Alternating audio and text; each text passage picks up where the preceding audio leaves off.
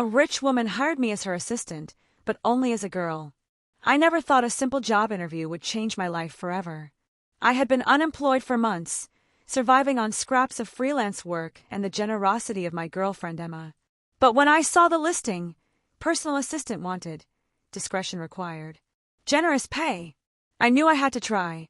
My name is Jake Holloway, a 24-year-old with a degree in business administration, though you wouldn't know it from the string of odd jobs I had taken just to stay afloat. Being out of work had put a strain on my relationship with Emma. She was patient, always encouraging me to keep trying, but I could feel the weight of her silent disappointment. Emma and I had been together for 2 years. She was everything I wasn't, confident, ambitious, and thriving in her marketing career. She had never judged me for my struggles, but lately, I had felt more like a burden than a boyfriend. We lived in a modest apartment in the city, barely making rent each month. The thought of her coming home after a long day at work, only to find me sitting on the couch scrolling through job listings, filled me with guilt. But there was another side to me that Emma didn't know about, one I had kept buried for years. A secret desire, a hidden thrill that I indulged in only when I was completely alone. I had always been drawn to women's clothing. The way silk felt against my skin, the way a dress hugged my body, the way makeup could transform my face into something different. It wasn't just about the clothes.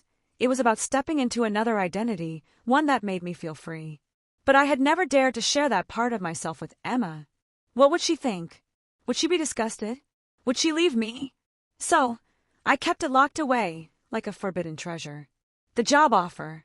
The interview was at an upscale high-rise in the heart of the city. I had no idea what to expect.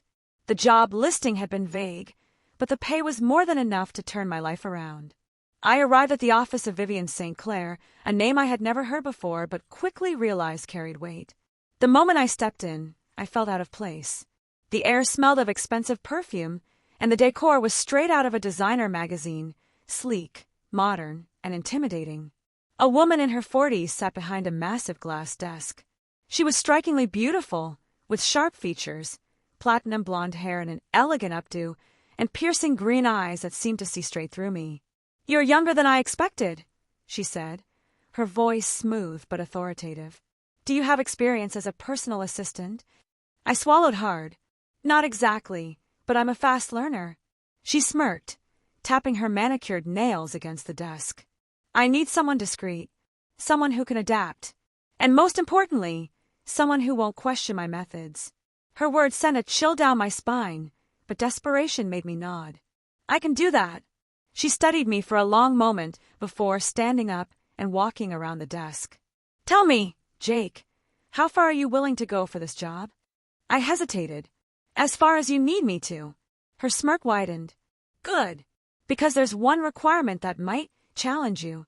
I held my breath. "I need an assistant, but I don't need a man." I blinked, confused. I don't understand." Vivian leaned in, her green eyes locked onto mine. "I need a female assistant, one who can blend into high society events, accompany me without drawing suspicion, and follow instructions without question." She tilted her head. "You have the right frame. With the right wardrobe, the right guidance, you could pass." My heart pounded in my chest. She couldn't be serious. "You want me to become my female assistant?" "Yes." I couldn't speak. This was insane. This was impossible. But deep down, another part of me, the part one had suppressed for years, was screaming to say yes. I should have walked away. Any sane person would have. But I didn't. Vivian St. Clair wasn't just offering a job, she was offering salvation. The kind of money that could pull me out of debt, save my relationship with Emma, and restore my sense of worth. The only catch, I had to become someone else. Someone I had secretly dreamed of being. But this wasn't a game. This wasn't me sneaking into Emma's closet when she wasn't home, slipping on her silky dresses, and feeling my heartbeat quicken at the sight of my reflection. This was real. This was a full-time transformation. Could I do it? Could I become the woman Vivian wanted? "Think it over," Vivian said, sliding a business card across the desk. "If you're serious, meet me at this address tomorrow evening." I stared at the card. There was no company name, just an upscale apartment building downtown. Vivian smiled as if she already knew my answer. And deep down, so did I.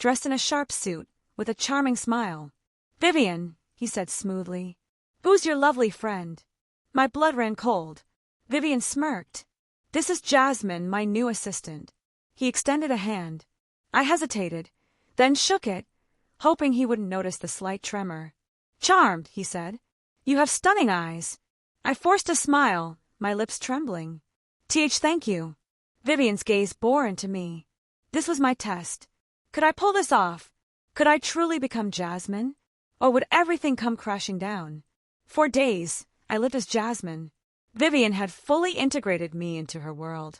She took me to exclusive restaurants, lavish parties, and business meetings where I was expected to play my role flawlessly. At first, it had been terrifying, the constant fear of being exposed, the way my pulse quickened every time someone's gaze lingered too long. But with every passing day, something strange happened. I began to enjoy it. Jasmine wasn't just a disguise anymore. She was becoming real. The way people treated me as her, the way I carried myself, the way I spoke, laughed, and moved, it felt right. But reality was closing in. Emma had started asking questions.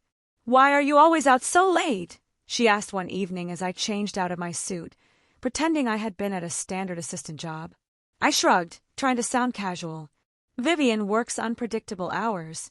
She frowned. "And why does she need you dressed so formally? That's not normal for a personal assistant." I forced a chuckle. "It's high-end business. She likes to keep up appearances." Emma didn't look convinced. And that's when I realized I wasn't just hiding from the world. I was hiding from her. The tension between us grew. Emma started checking up on me more often. She'd call when I was out with Vivian, asking when I'd be home. Sometimes, she'd text late at night, and I'd panic, unable to respond until hours later when I was back in my normal clothes. I knew I was pushing my luck. Then the worst happened. One evening, I had just come back from an event with Vivian. I was still dressed as Jasmine, heels, dress, makeup perfect. As I stood in front of the mirror in Vivian's penthouse, I saw something terrifying. I wasn't in a rush to change back. I liked who I saw. I liked being her.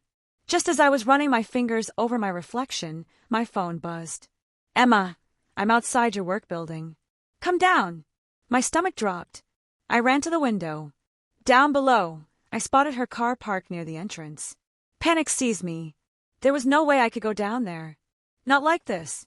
But if I didn't, Emma would start to suspect something even worse.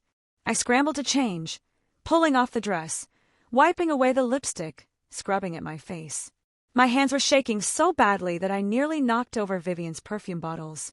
I was halfway through removing my makeup when Vivian walked in. She tilted her head. "Why are you panicking?" "It's Emma," I gasped, struggling to breathe. "She's here. She wants to see me." Vivian's expression remained calm, calculating. "So, go see her." I whirled on her. "Are you insane? I can't go out there like this." She stepped closer, her green eyes gleaming. "Then don't. Stay here. Stay as Jasmine." I clenched my fists. "I can't do that." Vivian smirked. "Can't you?" For a moment, I hesitated. I could stay. I could let Emma drive away, let her go home thinking I was busy. But that wasn't an option. I rushed to finish cleaning up, threw on my old clothes, and ran to the elevator. As soon as I stepped out of the building, Emma's eyes scanned me suspiciously. "You took a while," she said. I forced a smile. "Sorry, long meeting." She crossed her arms. "You look different." My stomach lurched. "What do you mean?" She studied my face. "Your skin. It looks smoother. And your eyebrows. Have you been plucking them?" I swallowed hard. I had forgotten. Vivian had insisted on reshaping them to be more feminine. Emma's gaze flickered down to my hands. "And your nails, they look buffed." I clenched my fingers into a fist. Emma's eyes narrowed. "Jake, what's going on?" I forced out a laugh. "Nothing. It's just, Vivian's a perfectionist. She wants me to look clean and professional." Emma's frown deepened. "Clean and professional, or something else?" I felt the ground slipping beneath me. The real test came 2 nights later. I was at Vivian's penthouse, preparing for a gala. I was dressed in an emerald green evening gown, makeup flawless, heels tall and elegant. The way Vivian looked at me made my stomach tighten. You're perfect, she murmured. Jasmine is real now. I should have felt victorious. Instead, I felt trapped. Then, the unthinkable happened. My phone rang. It was Emma. Vivian arched an eyebrow. Answer it. I hesitated. The phone kept ringing. Finally, I pressed accept. Hey. Jake. Emma's voice was sharp. I'm at your building. My breath caught. What? Why? She exhaled hard. Because I don't believe you. You're hiding something. I'm coming up. The world stopped. I met Vivian's gaze. Her smirk was gone, replaced by something darker. Let her, she whispered. I shook my head. No, I can't. I have to go. Vivian grabbed my wrist. Then go. I looked down at myself. Dressed in a gown. Makeup perfect. Heels clicking against the marble floor. I couldn't go out there like this. Could I?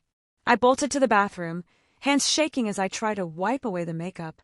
But it was heavy, the lipstick staining my lips, the eyeliner refusing to disappear completely. Emma was already on her way up.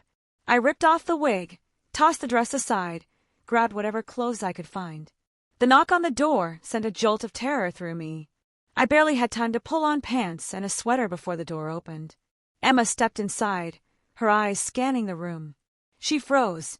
On the vanity, smeared lipstick. A pair of heels by the couch. The emerald dress crumpled on the floor. She turned to me, her face pale. Jake, what is this? I opened my mouth. No words came out. Emma took a step closer. Her eyes locked onto mine, and in that moment I knew. She knew. And for the first time in my life, I had no idea what to do. Silence filled the room like a dense fog. Emma's eyes flicked from the crumpled dress to the smeared lipstick on the vanity, then back to me. Her face was unreadable. Jake! Her voice was barely above a whisper. What is this? I opened my mouth, but nothing came out. My pulse roared in my ears, my skin burning under her gaze. Every possible excuse, every lie I could tell, dissolved on my tongue. Because there was no explaining this. The evidence was everywhere. The remnants of Jasmine were all around us. On my lips, in the faint traces of mascara clinging to my lashes, in the way I hesitated, as if caught between two lives. Emma took a slow step forward. Is this yours? The question hit like a gunshot. I wanted to deny it, to laugh it off, to say Vivian had company over, and this had nothing to do with me. But we both knew that wasn't true. I looked at her, at the confusion and hurt behind her sharp gaze. And for the first time, I didn't know if I was more afraid of losing my secret, or losing her. The silence stretched unbearably. Then Emma exhaled, shaking her head. I don't even know what to say. Her voice wavered. Not quite anger, something more dangerous. Something closer to betrayal. She turned toward the door. Panic shot through me. Emma, wait! She hesitated, just for a second, but she didn't turn around. She reached for the doorknob. And then, the door swung open before she could touch it. I barely had time to react before Vivian stepped inside. She looked from Emma to me, to the ruined evidence of my transformation. And then she smiled. Well, she purred. Isn't this interesting? Emma's jaw clenched. Who the hell are you? Vivian ignored her, stepping past with slow, deliberate grace. She stopped in front of me, her perfectly manicured fingers reaching out, trailing along my jawline. You missed a spot, she murmured, thumb grazing the smudged lipstick at the corner of my mouth. Emma's breath hitched. And just like that, she understood. Her expression shattered. She looked at me, at Vivian, and for the first time, I saw something in her eyes that terrified me more than anything else. Not anger, not shock, but realization, as if she had just uncovered a truth about me that even I hadn't fully grasped. And then, she turned and walked out. The door clicked shut behind her, and I stood there, trapped between two worlds, watching the one person I never wanted to lose disappear. Was this the end? Or just the beginning? What happens next? Will Emma come back? Will Jake finally embrace who he really is? Comment your predictions below.